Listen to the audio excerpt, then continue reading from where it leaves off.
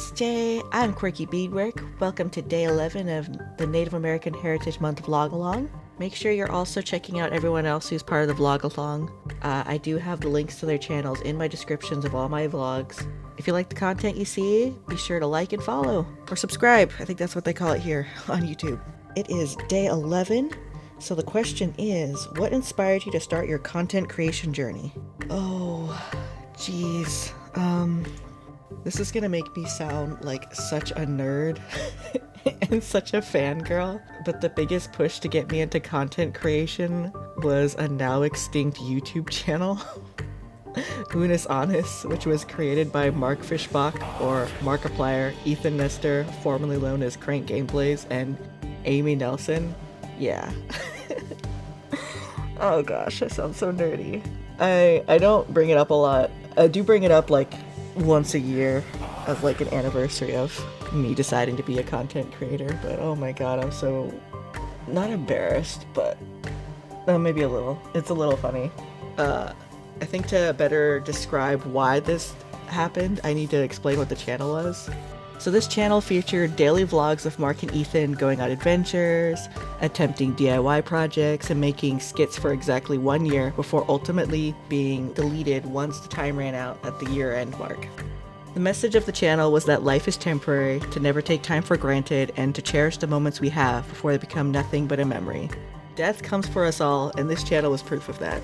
The channel's duration was from November 14th, 2019 to November 13th, 2020. And they didn't know it when they started the channel, but 2020 would end up being a monumental year for everyone. Throughout the year, they urged viewers to not put off anything they've always wanted to try, to get into it while they still could. And this became more so when 2020 hit, when you were physically stopped from going out and doing stuff. This really resonated with me since I had been seriously thinking about getting back into beading since I'd made my husband's medallion like the year before.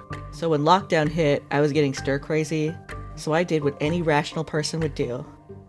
I tried to get my hands on a Nintendo Switch to play Animal Crossing New Horizons.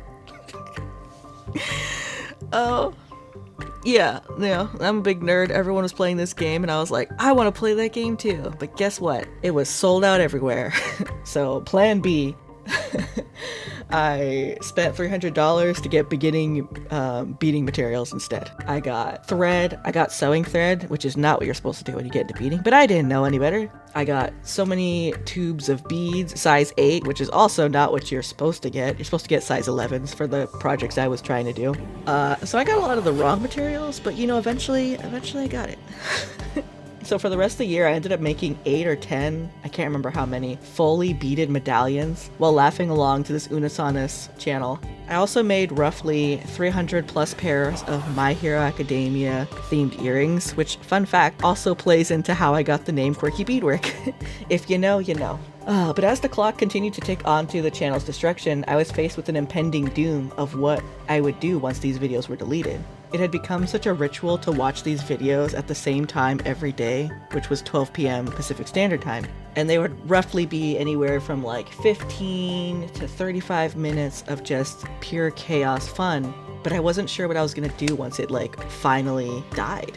Those videos had grown to be such an important part of me. It would cheer me up when I was sad. It would make good days better. I was starting to mourn this loss of something that I didn't think would be so cherished to me. And not only me, but my husband was watching and laughing and having fun with the videos too. So during the last month of the channel's existence, I decided I wanted to make my own content. So it sparked that idea, and I think it was a line from either Mark or Ethan, I can't remember who. They were beginning to vamp up that, hey, this channel is getting deleted. I know we've been seeing comments being like, oh, they're not actually going to do it. They're like, we're going to do it. So they were actually convincing some of us who had gotten attached to be like, hey, you might want to, you know, figure out something you want to do. And one of them offhandedly said, start a channel. They figured that people had been doing hobbies during lockdown and stuff, and that like sparked something in me. I don't know. I guess it grew into something.